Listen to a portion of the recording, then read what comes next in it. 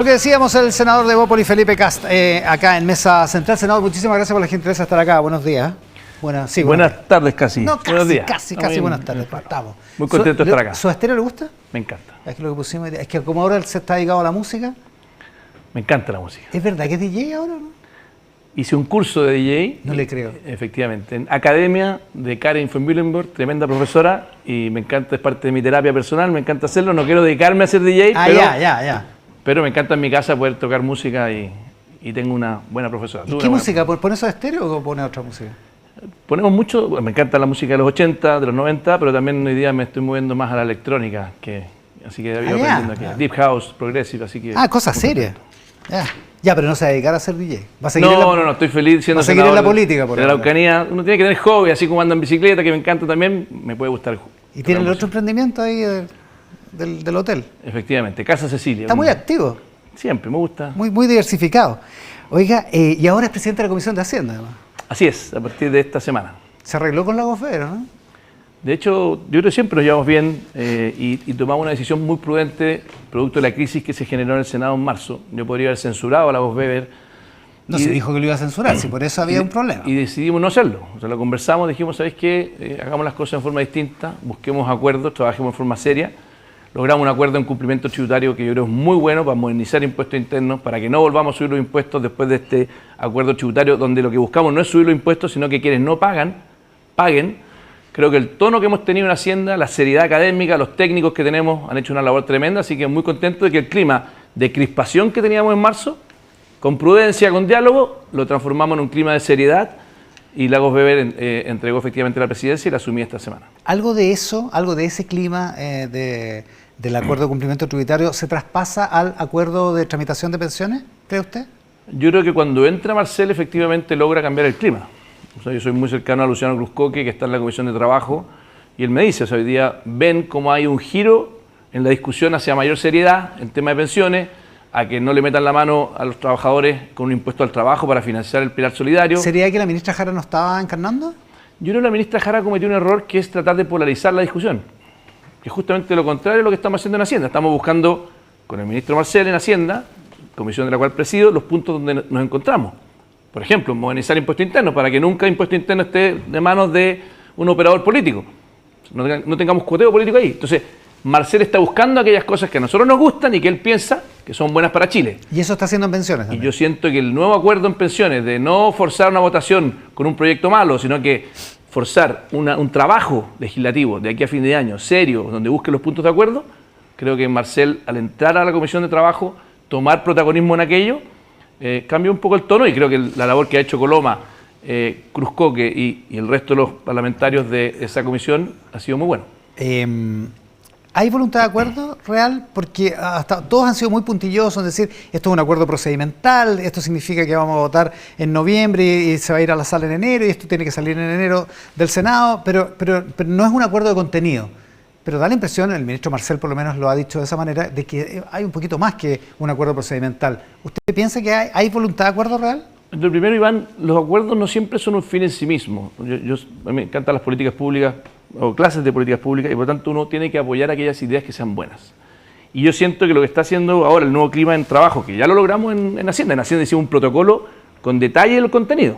Y eso es lo que claro, porque puede ser un acuerdo de contenido. De contenido, claro. Y también de plazo, porque Marcel lo que nos pedía es que lo sacáramos rápido para que entrara la ley de presupuesto el próximo año. Exacto. Ahora, en caso de pensiones, siento que el cambio de tono y de polarización a una mesa técnica más seria, que se haga cargo de lo que han dicho los técnicos. Hay que acuérdense que Cristóbal Uneus, mandatado por el gobierno con una serie de expertos, también lograron varios acuerdos que la ministra Jara desgraciadamente no logró conducir. Entonces, yo siento que esos acuerdos del Consejo Técnico se van a poder implementar por el tono nuevo en la Comisión de Trabajo. Ya, ese debería ser más o menos el tono. Y yo creo que no se van a aprobar todas las cosas, pero las cosas buenas se van a aprobar y obviamente espero que las cosas que no nos parezcan positivas tampoco las aprobemos. La más controvertida para la derecha es la del seguro intergénero, digamos, entre hombres y mujeres, la del seguro compensatorio entre hombres y mujeres, para no ocupar, como me dijo el otro día el senador Galilea, que está en la Comisión de Trabajo, ninguna de las palabras que hacen estallar el debate.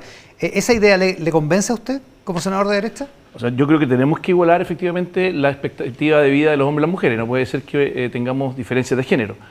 Y la gracia es la pregunta es cómo financiamos ese seguro. Y obviamente siempre nosotros preferimos financiarlo con impuestos generales y no metiéndole la mano al bolsillo a las cotizaciones de los trabajadores. Y esa obviamente es tal vez la gran debate que hemos tenido. No es que no queramos igualdad entre mujeres y hombres, no es que no queramos efectivamente un seguro.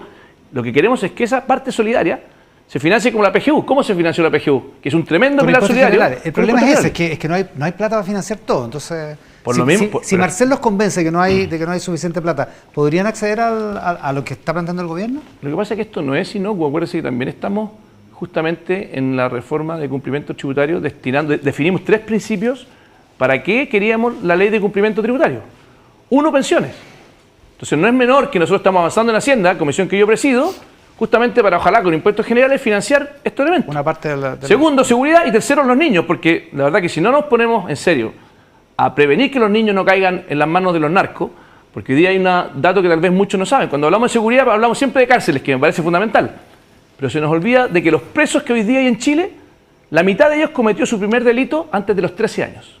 Por lo tanto, si no llevamos deporte, si no llevamos cultura, si no llevamos oportunidades a los niños antes de los 13 años, para que el narco no nos robe a esos niños, después no nos quejemos que tengamos a niños que finalmente son lo que han aprendido en su niñez, desgraciadamente, es que delinquir. Y eso es culpa de todos nosotros también, porque no hemos hecho en la escuela un lugar de protección real. Ya, esos son los fines del cumplimiento tributario. En el tema de pensiones, ¿hay posibilidad de que accedan a que una parte de las cotizaciones vaya a este tipo de solidaridad o seguro? Yo creo que lo que podría ser eventualmente, y que se está evaluando, es el famoso préstamo, ¿ya? El famoso préstamo, ¿qué elemento tiene? Es decir, ¿sabe que los fondos son de los trabajadores? ¿Ya? Por lo tanto, en el fondo ya no le vamos a expropiar con impuesto al trabajo, sino que se lo vamos a devolver. Y eso es algo que después tenemos que ver cómo conversa con el tema fiscal.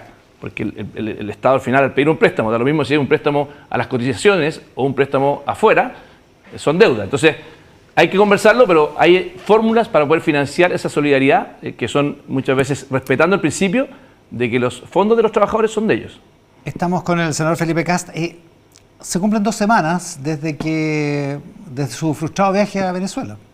El observador que no fue, podríamos decir. Efectivamente, y yo creo 2 semanas de una esperanza que todavía sigue arriba, pero que ha sido muy difícil porque el dictador, en vez de reconocer su derrota, está reprimiendo. Hoy día tenemos más de 24 personas asesinadas en Venezuela. Yo quiero en esto rescatar la actitud que ha tenido el presidente Boric desde el día 1 y quiero condenar la actitud que ha tenido el Partido Comunista. La pregunta es cómo convive el Partido Comunista dentro de un gobierno que se dice democrático, después de las aberraciones que ha hecho el Partido Comunista en esta materia. Pero creo que hoy día lo relevante no es ni el Partido Comunista, ni yo que fui deportado, ni Boric. Lo relevante es cómo ayudamos a que Venezuela recupere su democracia, porque además eso soluciona, Iván, otro problema que tenemos en Latinoamérica, que es brutal, que es el tema migratorio.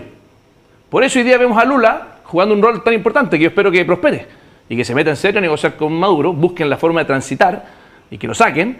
Eso probablemente no va a ser gratis, probablemente va a tener que tener algún costo de amnistía para Maduro, cosa que yo lo llevé a la Corte Penal Internacional a Maduro, con Iván Duque, que después fue presidente. Cuando Iván Duque era senador, yo era diputado, lo llevamos juntos con firmas de más de 100 parlamentarios. Pero si es que al final el costo de pagar para que Venezuela recupere su democracia es que hay algún tipo de amnistía, quizás es algo que vamos a tener que evaluar, o tendrá que evaluar eventualmente María Corina Machado, Edmundo González, que son los legítimos ganadores de la elección. Ahora, ¿ha habido mucha presión sobre el gobierno respecto de si reconocer o no a Edmundo González como presidente electo, como ganador de la elección? El gobierno ha dado toda clase de argumentos para que eso no ocurra. ¿Qué le parece? Yo creo que el gobierno tiene que transparentar por qué. En el fondo, si el gobierno dice, mire, ¿sabe lo que pasa? Que estamos negociando con Lula para que efectivamente ayudemos a que esto resulte, puede ser una buena explicación. ¿Me explico? Ahora, las buenas negociaciones también normalmente son reservadas, digamos. Por lo mismo, pero en el fondo debiera por lo menos tratar de, en forma prudente, comunicarle al mundo político, cosa que no se ha hecho, de por qué ha tenido esa... Porque el presidente Boric ha hecho 2 cosas, una muy interesante y otra que uno se cuestiona por qué. La primera es condenar y decir que hay violación a los derechos humanos, que efectivamente muestren las actas, ha sido muy claro. Pero segundo, no ha reconocido a Edmundo González. Y la pregunta es por qué no lo ha hecho. Y yo creo que debiera hacerlo. Creo que debiera hacerlo porque además creo que, dado que hizo lo primero, no creo que Maduro quiera eventualmente negociar con Boric ni con nadie que lo haya condenado. Probablemente sí lo quiera hacer con Lula, que es un país mucho más grande. Aquí el rol de China es fundamental. O sea, a mí me encantaría ver a Boric hoy día liderando conversaciones con Macron, liderando conversaciones con China, con Estados Unidos, y en eso creo que ha sido muy pasivo. Quizás justamente por el Partido Comunista. O sea, por las contradicciones que tiene su propia coalición. Ahora, también puede ser porque se conoce la experiencia de lo que pasó con Juan Guaidó. cuando se le reconoció como presidente encargado de Venezuela, y la verdad es que toda esa experiencia terminó siendo un chasco. Cuidado, porque en el fondo lo de Guaidó es verdad que no resultó, pero no resultó no porque hayamos reconocido a Guaidó, no resultó porque el dictador es un criminal que le dio lo mismo. O sea, he hablado con muchos venezolanos que me dicen, no, estamos muy frustrados porque lo de Guaidó no funcionó. Guaidó se arriesgó. Así como se está arriesgando Edmundo González, así como se está arriesgando María Corina Machado. Claro, pero, pero políticamente desde Chile... lo que digo, no hay garantía de que en el fondo tú por hacer lo correcto finalmente logres el objetivo que tú querías. Pero que haber reconocido a Guaidó fue lo correcto. No ¿Era lo correcto? Por supuesto. Pero visto lo que pasó, digamos, porque terminó siendo desde el punto de vista político pura pérdida para todos los involucrados, digamos. No creo, o sea, te pongo al revés. ¿Tú crees que si no hubiésemos reconocido a Guaidó, la situación habría sido mejor? Probablemente habría sido igual. Pero políticamente el expresidente Piñera no hubiera pagado el costo que pagó por Cúcuta, digamos. Yo creo que el presidente Piñera actuó de forma muy consecuente siempre. Ya, pero lo de Cúcuta fue digamos, diplomáticamente un chasco, digamos. Yo creo que políticamente fue un costo para él, pero desde el punto de vista de los principios, de buscar fórmulas de presionar para que la dictadura más brutal que hoy día tenemos en Latinoamérica deje de ser dictadura, creo que actuó con sus principios. Yo por lo menos defiendo a Piñera en esa materia totalmente. Totalmente, creo que él ha sido un demócrata. Más encima lo fue en Chile cuando su sector tampoco lo era cuando era así, él no. O sea, de todas maneras usted insistiría en que el gobierno reconociera a Edmundo González. Por supuesto, por supuesto. Él es el verdadero presidente electo democráticamente por los venezolanos. A pesar de que dejaron fuera a más de 7 millones de venezolanos que no los dejaron votar, a pesar de que la ley sí los permitía votar. Por lo tanto, sin ellos, el triunfo fue abrumador. Oiga, a propósito de elecciones y a propósito de gente que se queda afuera, para las elecciones municipales hay un cierto malestar por cómo la derecha se comportó en la negociación y lo que ha terminado la negociación municipal. Yo creo que la conducción que se ha generado en la negociación municipal ha sido deficiente. Yo soy crítico de cómo se ha conducido la negociación municipal, esto de ir divididos, la derecha con distintos lugares, el poco diálogo que ha existido. Yo por lo menos soy muy crítico del resultado que tenemos hoy día en la negociación municipal que se generó. ¿Es un problema de la conducción de los partidos de Chile Vamos? Por supuesto que sí. ¿De los partidos fuera de Chile Vamos también? De republicanos. O sea, creo que republicanos y los partidos de Chile Vamos en general no lograron construir un acuerdo que es lo que la ciudadanía espera. O sea, hoy día hay frustración de decir cómo no se unen. Y yo por lo menos soy muy crítico de cómo se llevó adelante esta negociación, que además creo que fue muy mala para Evópolis. Creo que la directiva de Evópolis negoció muy mal con la UDI.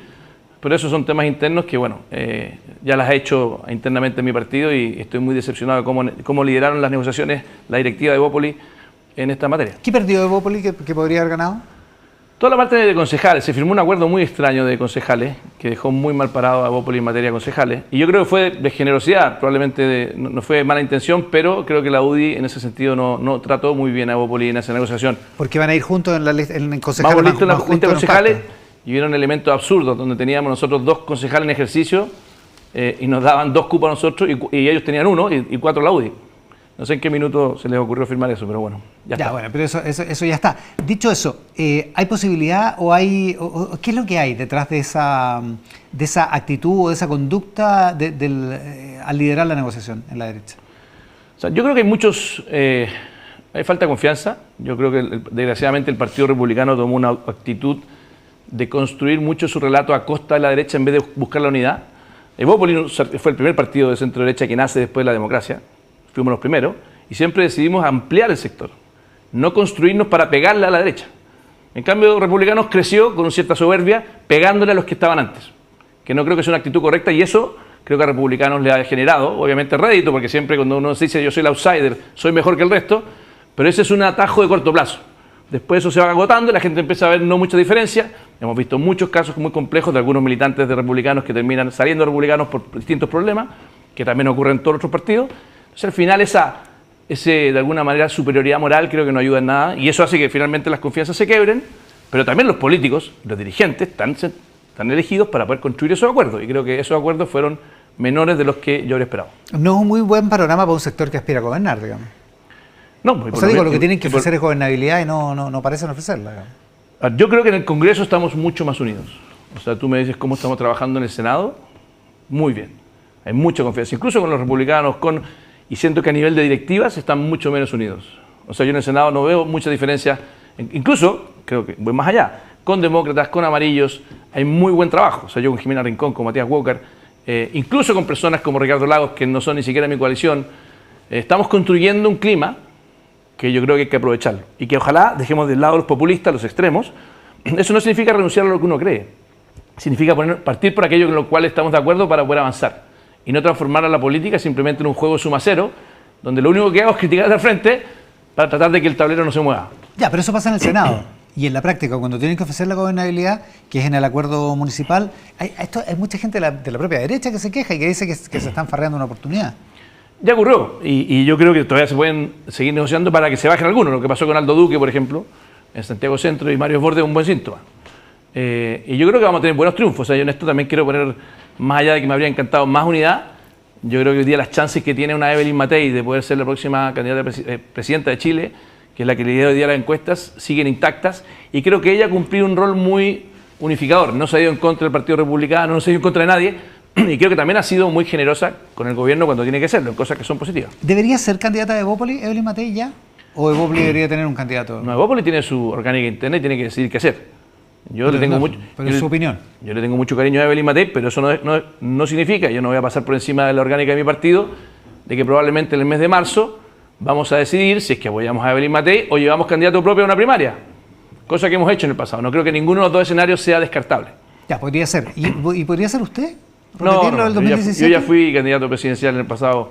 Pero hay tanta gente que ha sido tantas veces. Estoy feliz, sí, yo sé que hay algunos que les encanta repetirse el plato muchas veces, yo por eso en la segunda oportunidad elegimos un gran candidato como Ignacio Briones, y creo que esa es la riqueza de Evópoli, que tenemos a un Ignacio Briones, tenemos a Luciano Cruzco, que tenemos a un Hernán Larraín, un Francisco Nurraga. Ya, o sea, usted tenemos no tiene, en ese trompo no tiene Yo no cuerda. soy de aquellos que cree que se juega en solitario, tenemos un gran elenco, cualquiera de ellos puede competir, son todas grandes personas, y creo que Evópoli es la diferencia de otros partidos, que es un equipo, somos un equipo de personas que nos unimos, éramos independientes, y que buscamos obviamente siempre lo mejor para Chile. Un resultado, un mal resultado por la desunión de la derecha en la municipal, ¿afecta a Evelyn Matei y sus posibilidades? No creo.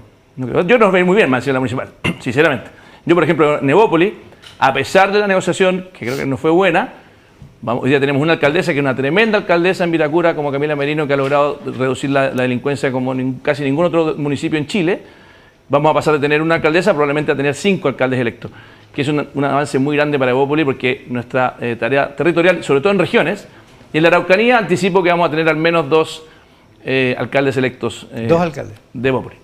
Senador, muchísimas gracias por la gentileza de estar con nosotros. Gracias por la invitación. A ver si ponemos algo de música para la próxima.